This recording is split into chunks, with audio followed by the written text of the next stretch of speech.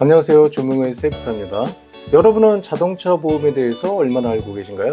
제가 개인 택시 공제조합에 근무할 때 교통연수원에서 신규자 교육이나 보수 교육에서 강의도 하고 그랬지만 모르시는 분들이 굉장히 많습니다. 신규 교육 때는 수강하시는 분들이 메모도 하고 참 열심히 듣고 계시는데 보수 교육 때는요 좀 과장해서 반은 주무시고 계십니다. 한번 볼까요? 보험회사들이 과실 결정할 때는요 과실 비율 인정 기준 책자라고 있어요. 그 책자에 의해서 과실 결정을 하게끔 되어 있습니다. 왜 그러냐면은 자 이렇게 이거는 이제 개인적인 의견이 들어가 있는 거죠. 한문철 변호사의 개인적인 의견은 100대 0이다. 물론 타당할 수도 있죠. 보면은 타당하게 보이죠. 그렇지만은 보험회사들끼리는 개인적인 의견이 막 들어가면은요 우리 지금 1년에 오늘은 보험료와 관련해서 꼭 알아야 할 중요한 내용들에 대해서 설명을 드릴 텐데요. 유튜브 보면서 주무시는 분들은 없으시겠죠.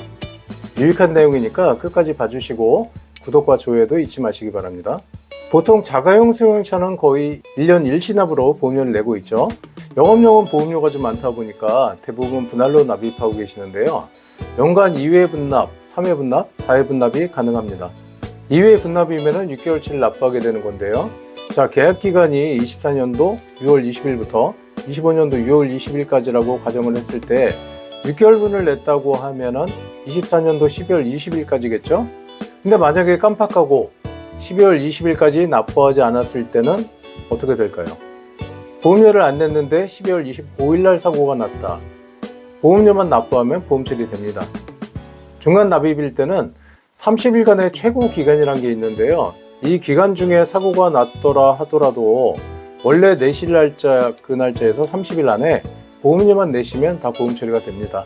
그 주의할 점은 한 달이 아니라 30일이거든요.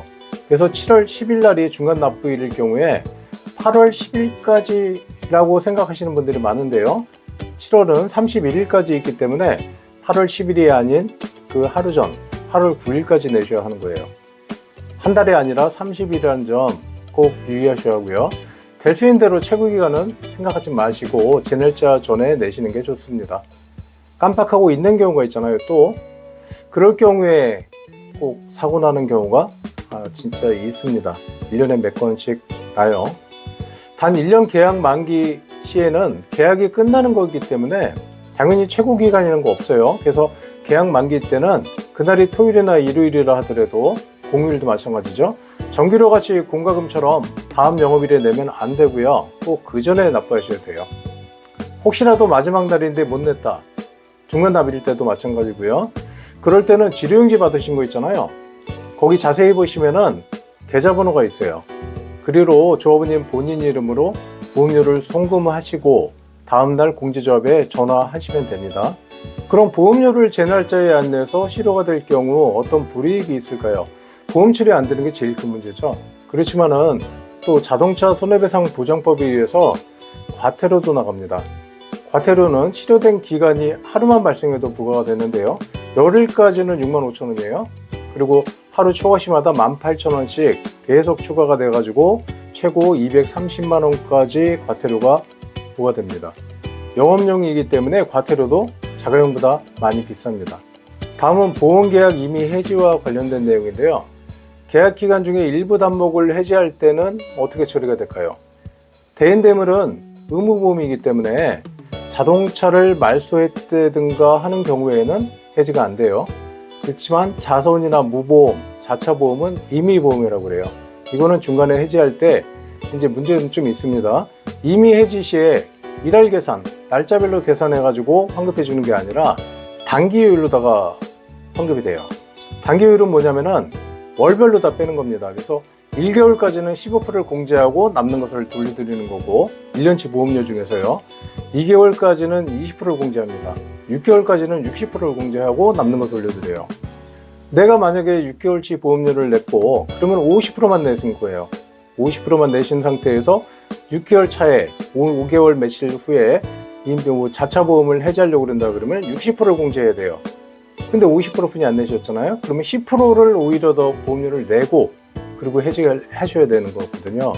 그렇기 때문에 임의 해지 같은 경우에는 계약 기간 끝나고 다음 계약 때 그 보험을 들지 말든가 그 종목을 그렇게 하시는 게 제일 유리하죠. 또 보험료를 분할로 다 납입하고 있었는데 가령 4개월치만 냈는데 계약기간 중에 개인 택시를 이제 그만두려고 차를 파시는 경우 있죠. 이럴 경우에 만약에 그 계약기간 중에 사고가 있었다. 그럼 그 종목은 보험료 환급이 안 됩니다. 대인 사고가 있었다 그러면 대인 보험료는 환급이 안 되고요. 오히려 1년치를 다 완납을 하셔야 돼요. 그 약관상 계약기간 중 사고 난 종목에 대한 보험료는 환급이 안 되게끔 되어 있습니다. 가끔 내가 내 차를 파는데 왜 보험료를 내야 하느냐 하시는 분들이 계시는데요. 1년치를 일시납하신 분들은 그 종목이 환급이 안 돼요. 근데 만약에 4개월치만 내셨다. 그러면 거기서 그냥 보험료를 안 받는 건 말이 안 되죠. 1년치를 다 내셔야 되게끔 되어 있습니다. 그래서 오히려 추징을 해야 돼요. 안 될 경우에는 그럼 어떻게 되냐? 그러면 소송까지 하게 됩니다. 소송 가면 다 받을 수 있거든요. 1년치 완납하고 환급 못 받는 분들도 계시는데 형평성 문제도 있고 또 혜택을 주려고 분할 납입을 해드린 거잖아요. 그렇기 때문에 그 보험료 다 내셔야 돼요. 그리고 양수자가 이제 새로 보험 계약하는 데 있어서 미납분이 있으면은 보험 계약이 또 안 됩니다. 그래서 좀 지체되는 경우가 있으니까 그거는 꼭 완납하셔야 된다 이렇게 생각하시면 됩니다. 사고 시에 할증되는 보험료와 지급된 보험료 비교해가지고 할증된 보험료가 더 많다 그러면은 자부담할 수가 있죠. 근데 이거를 카드로도 할 수 있을까요? 안 됩니다. 카드 안 받는 곳이 어딨냐고 화내시는 분들 있어요. 많이 계세요, 그런 분들. 근데 카드는 물건 구입이나 서비스 요금을 계산할 때만 사용을 하는 거지 그렇지 않고 채권 채무를 카드로 다 변제할 수는 없습니다. 이렇게 만약에 한다 할 수도 없지만은 그럼 여신금융법 위반이 됩니다. 이 영상 보신 분들은 제발 공제조합에서 카드 안 된다고 좀 화내시는 일이 없길 바라겠습니다. 이해 좀 되셨나요? 영상이 너무 길어서 여기서 마치고 2부에서 이어서 하도록 하겠습니다. 너무 길면은 또 지루해서 안 보게 되더라고요.